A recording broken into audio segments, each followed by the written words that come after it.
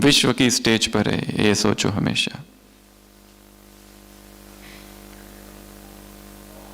तो पहला होमवर्क अमृत वेला, बीच बीच में होमवर्क बताते जाएंगे, उस पर काम करते जाना है। दूसरा होमवर्क बताया योग का चार्ट 4 आवर्स, साइलेंस इंटरमिटेंट बीच बीच में जितना हो सके। और अभी बता रहे हैं बैठना, स्थिर बैठने का अभ्यास करना है। जितना पानी स्थिर होगा उसमें जो ऊपर का चंद्रमा का प्रतिबिंब होगा, उस झील में निस्तरंग झील बन जाए चेतना। मन को वश में करना, मन कहाँ भागता है उसकी स्टडी करना है, किस ओर जाता है। 2 ही चीजों की तरफ जाता है, या तो अतीत या भविष्य, पास्ट में जाएगा या तो फ्यूचर में जाएगा। समझना है उसकी चंचलता को देखना है।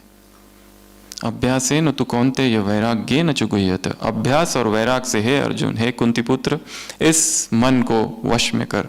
चंचल मन कृष्ण, मैं क्या करूं, कैसे मन को वश में करूं? तो भगवान का उत्तर है अभ्यास और वैराग्य। Practice practice practice. मन भागता है फिर लाओ उसे। रोज एक काम करना है, अनदर होमवर्क, 4 धाम की यात्रा हर दिन होनी चाहिए। कैसे? मन से। यहां से जाने के बाद बाबा की कुटिया में आओ, उदास हो जाओ तो बाप की कुटिया में बाप से रूरियान करने पहुंच जाओ। शक्तिशाली बनने का संकल्प हो तो शांति स्तंभ पर पहुंच जाओ। व्यर्थ संकल्प बहुत चले तो हिस्ट्री हॉल में आ जाओ। बाप समान बनना हो तो बाबा के कमरे में आ जाओ। रोज सुबह या शाम या जब भी हो, आंखें बंद और अमृत वेला, किसी भी टाइम मधुबन के 4 धाम की यात्रा करनी है। ठीक है, ये तो आसान काम है। और केवल आना नहीं है, वहां कुछ करना है। उस आने को क्रिया से साथ जोड़ देना है। कुटिया में मैं गया, बाबा ने मुझे अंगूठी पहनाई, ये दृश्य इमर्ज करो। हिस्ट्री हॉल में बाबा ने शॉल पहना दी। शांति स्तंभ पर था, वहां से किरणें आई और मेरे अंदर समा गई। कहीं दर्द है, वो दर्द चला गया। हर बार मधुबन में जब आते हो और ये ड्रिल करते हो मन में, तो क्रिया को जोड़ना है स्थान से। एक एक स्थान के साथ एक एक क्रिया। बाबा के कमरे में अग्निकुंड जला हुआ है, अपने सारे किए हुए पाप ब्राह्मण बनने के बाद के उसमें डाल दो। उस दृश्य को इमर्ज करो। यहां से जाने के बाद के काम है ये सारे। वो जो 21 दिन की आप सबकी भट्टी चलेगी 5 तारीख से, एक एक दिन मार्क करते जाना। पहला दिन 6 तारीख, दूसरा दिन। कभी गलती हो गई फिर से उठो, गिरे फिर उठो, फिर चालू करो सब कुछ नया। तो चंचल मन, भटकती बुद्धि कहां भटकती है चेक करो। और पुराने संस्कार, वो कौन सा संस्कार है? रोने का संस्कार क्या अब तक है? अब तक भी बुरा लगता है, अब तक भी रूसना, रूठना, नाराज होना, घृणा, नफरत, ईर्ष्या क्या है? कोई आगे जाता है तो घृणा, ईर्ष्या होती है उसके प्रति। क्यों? हर एक का पार्ट अपना अपना है, हर एक का भाग्य अपना अपना है, फिर भी हम डिस्टर्ब क्यों हो जाते हैं? इंसल्ट सहन करने की शक्ति ब्राह्मणों में बहुत कम है, दादी ने कभी कहा था। यह 2nd प्रायोरिटी है हमारे जीवन की। 3rd प्रायोरिटी संबंध, रिलेशनशिप्स।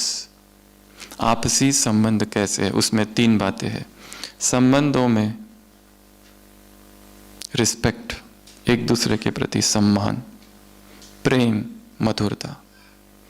जो भी हमारे संबंध है, हमारे किस किस के साथ संबंध है? पहला सीनियर्स के साथ हमारे संबंध कैसे, दूसरा जूनियर्स, तीसरा साथी जो हमारे उनके साथ संबंध, अगला ये परिवार या अगर कोई टीचर बहन है तो स्टूडेंट्स के साथ कैसे संबंध है, अगला बाहर वालों के साथ संबंध कैसे है, अगला हमारे लौकिक वालों के साथ संबंध कैसे है, 7वां भगवान के साथ संबंध कैसे है। अपने सारे संबंधों की चेकिंग करना है। क्या इन सभी संबंधों में प्रेम है, रिस्पेक्ट है, मधुरता है, या मन मुटाव है, तनाव है? हमारे ओपीडी में एक पेशेंट आती थी, एक माता, वो कहती थी मुझे यहां दर्द हो रहा है, ईसीजी किया नॉर्मल, ब्लड टेस्ट किया नॉर्मल, थोड़ा और बताओ क्या होता है? यहां दर्द होता है। कब होता है? एक आत्मा है, जैसे ही वो मेरे सामने आ जाती है बस यहां दर्द चालू होता है, वो हट जाती है तो दर्द गायब। क्यों? क्योंकि गहरी घृणा है उसके प्रति, डिसलाइक है, नफरत है। उसने 10 साल पहले मुझे ऐसा कहा था। अरे 10 साल पहले कहा था, उसके बाद कितनी अच्छी अच्छी बातें कही, पर हमारा मन का स्वभाव है दुख को एब्जॉर्ब करता है, पकड़ता है। हमें दुख से इतना प्रेम है, इतना प्रेम है, क्या बताए, दुख ही चाहिए। हम खोज हमारी है सुख की, पर हम लेते क्या है, दुख। 10 लोग हमारी तारीफ करे वो याद नहीं रहता, एक आकर कुछ कह दे बस, दिन रात उसका चिंतन मनन करते रहते हैं। सॉरो एब्जॉर्प्शन, दुख देते तो नहीं है पर दुख लेते हैं। किसी ने कुछ कह दिया बस मूड ऑफ। यहां तो अग्निपथ है, सब कुछ सहन करते हुए आगे बढ़ जाना है, निकल जाना है। और ब्राह्मणों के सारे हिसाब किताब इन्हीं लोगों से तो चुकते होंगे, दूसरे तो कोई है नहीं। अपने डायरी में लिख के रखना है, ब्राह्मण जीवन में ब्राह्मण परिवार एग्जामिनेशन हॉल है, एक एक ब्राह्मण आत्मा पेपर है। पेपर कहां से आएंगे? बाहर वालों से नहीं आएंगे। किससे आएंगे? वो जो बाजू में बैठा है ना, अभी एक बार देख लो कौन बैठा है, बस वही है उसी से आने वाला है। किससे आएंगे? जिसका हमने कोर्स कराया। किससे आएंगे? जिसका हाथ पकड़कर सेंटर पर लेके गए। किससे आएंगे? जिसको बाबा से मिलने मधुबन में लेके आए, जिसकी इतनी पालना की, जिसको भोजन खिलाया, टोली खिलाई। आज वही हमारा सबसे बड़ा दुश्मन बना बैठा है। क्यों? और हम शौक में हैं, दुखी है, क्योंकि उसी से हमारे हिसाब है। तुमने जो किया वो तुम्हारे साथ होगा। तुमने किसी की 1 गुना निंदा की, तुम्हारी 10 गुना, 2 गुना, 100 गुना होगी।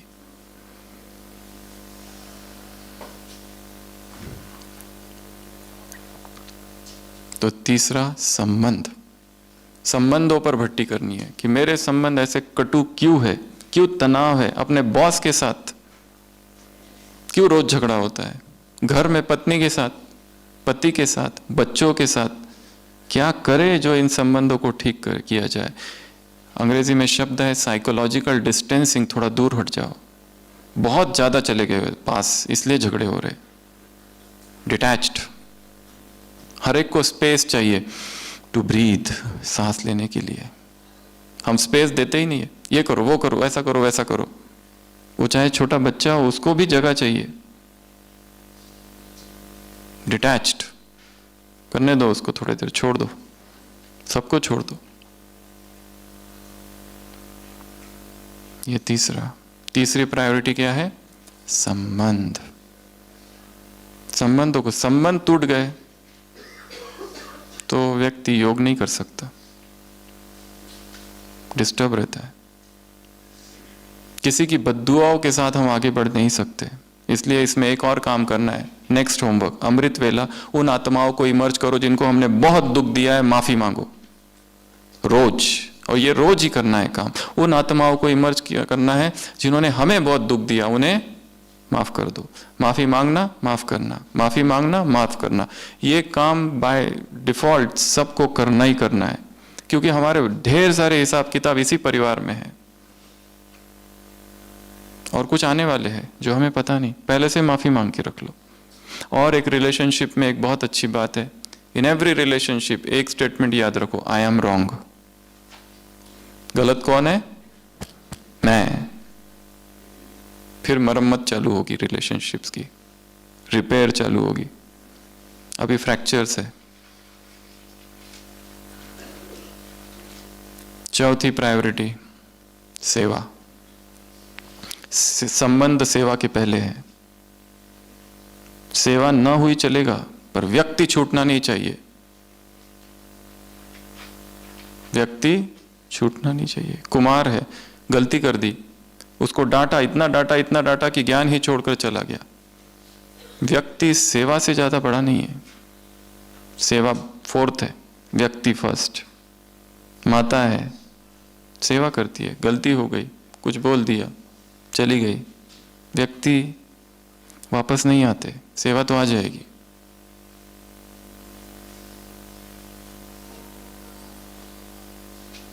किसी सेंटर पर एक बहन जी थे, सभी क्लास के स्टूडेंट्स ने कुछ सेवा दी वो किसी छोटी बहन को रखने के लिए दिया, उसने वो गुम कर दिए सारे। तो बड़ी बहन जी ने उसको थोड़ा सा कुछ कहा, डांटा, और बाद में वो पैसे मिल भी गए। बड़ी बहन जी अनुभव सुना रही थी, विदेश की कहानी है, कि उस बात को 30 साल हो गए। उसके बाद वो बहन और हम दोनों ने मिलकर बहुत सारी सेवाएं की साथ में, पर वो क्रैक अब तक है जो तब लगा था। इसके लिए व्यक्ति को छोड़ना नहीं है, व्यक्ति इज मोर इंपॉर्टेंट। पैसे आ जाएंगे, सब आ जाएगा, सेवाएं आ जाएगी, व्यक्ति जो चला गया वो नहीं आएगा, फिर रोते बैठोगे। हम सोचते तो है कि मेरा पति ज्ञान में आ जाए, पर उसके प्रति एक घृणा भी तो है। वो इतना शराब पीता है, नॉनवेज खाता है, सब करता है गलत काम।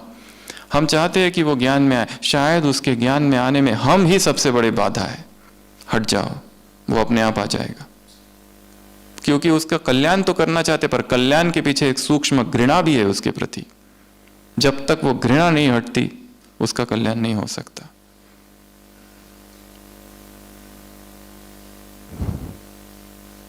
नेक्स्ट प्रायोरिटी सेवा। सेवा में संगम युग कर जो भी सेवाएं हो रही है, सेवा में पहला प्रिंसिपल है चैरिटी। चैरिटी अर्थात किसी को दान करना नहीं, चैरिटी अर्थात रियल अर्थ है चैरिटी का, हम जिसकी सेवा करें उसको धन्यवाद कि तुमने अवसर दिया हमको सेवा करने का। ये नहीं कि हमने तुम पर उपकार किया, हमने तुम पर रहम की, हमने तुम पर कृपा की। इसका कोर्स हमने कराया था, अब तक भूला नहीं है। वो आगे जा रहा है, बहुत आगे जा रहा है। जब भी उसकी चर्चा निकलती है, पर पता है उसका कोर्स किसने कराया था? हमने। वो भले कितना भी आगे जाए, पर बीज इधर है। किस सेवा केंद्र से निकला है? इधर। हमारा गुरु कौन है उसका? हम। सेवा अर्थात चैरिटी अर्थात धन्यवाद उनका कि तुमने चांस दिया हमको, क्योंकि हमारे सिर पर इतने पाप है और विकर्म है ब्राह्मण बनने के बाद के किए हुए पापों का प्रायश्चित सर्विस है। सर्विस हमें करनी ही करनी है। क्यों करनी है? क्योंकि ब्राह्मण बनने के बाद जो किए हुए विकर्म है उसका वो प्रायश्चित है, इसलिए करनी पड़ेगी। और तुम उसके लिए नहीं कर रहे हो, अपने लिए कर रहे हो। यह है चैरिटी का अर्थ। दूसरा, निमित्त भाव। टंकी ऊपर है, हम खाली नल है, पानी ऊपर से आ रहा है, हमारी क्या महिमा? उस पानी ने इस नल को चुना, नल की क्या महिमा? वो चाहता तो किसी और नल से आ सकता था। इसलिए मैं ये हूं, मैं वो हूं, मैं ऐसा हूं, मैं वैसा हूं, मैं ये सेवा करता हूं, मैंने ऐसी सेवा की, इतने कुमार तैयार किए, कुमारियां तैयार की, इतने सेंटर खोले, इतनी जगह दी, इतनी गीता पाठशालाएं खोली, इतनी कन्याओं को तैयार किया, इतना प्रोग्राम किए, मेगा प्रोग्राम किए। संगम युग पर जो कुछ हो रहा है परमात्मा शक्तियों से हो रहा है, हम कुछ भी नहीं कर रहे। वो चाहता तो ये सेवा किसी और से भी करा सकता था। तुमको चुना गया है, धन्यवाद दो उसका। स्वामी विवेकानंद के जीवन में वर्णन है, उनके जीवन का अंतिम समय, 38 साल की उम्र हो गई है, 38, बस अब शरीर छोड़ने वाले हैं। सारी सेवाएं की है विश्व भर में, यहाँ गए वहां गए, दिन रात भाषण, ये करूं वो करूं, ऐसा करूं वैसा करूं, मुझे करना है करना है करना है, एक तड़प। और अभी अंतिम पड़ाव है, हिमालय गए यात्रा के लिए, वहां से लौट रहे थे, देखा एक काली का मंदिर है टूटा फूटा, वहां पर उन्होंने एक पूजा की, एक 4 वर्षीय बच्ची की, जिसको मां समझकर। वहां पर देखा मंदिर को, किसने तोड़ा मंदिर को? मुसलमानों ने। उत्तर आया, अच्छा अगर मैं होता तो टूटने नहीं देता इसको, मैं लड़ाई करता उनसे। क्रोध आया, फिर घर गए, सोए। दूसरे दिन सोचा क्रोध करने से क्या फायदा, फिर गए, फिर सोचा मैं अब चंदा इकट्ठा करूंगा, सन्यासी हूं, चंदा इकट्ठा करके फिर से जीर्णोद्धार करूंगा इस मंदिर का। घर गए, रात में स्वप्न आता है, मां काली कहती है कि तुम मेरी रक्षा करते हो या मैं तुम्हारी? क्या सोच रहे हो कि मैं रोक देता? अरे क्या मुझ में इतनी शक्ति नहीं है कि मैं चाहूं तो अपने दुनिया भर में मंदिर बना सकती हूं? डू यू प्रोटेक्ट मी और आई? बस तब से छोड़ देते हैं वो सब। जो हो रहा है होई सोई जो राम रची राखा, को करी तर्क बढ़ावे साखा। सब कुछ वो करा रहा है, हम कहाँ हैं? हम कहीं पर भी नहीं है।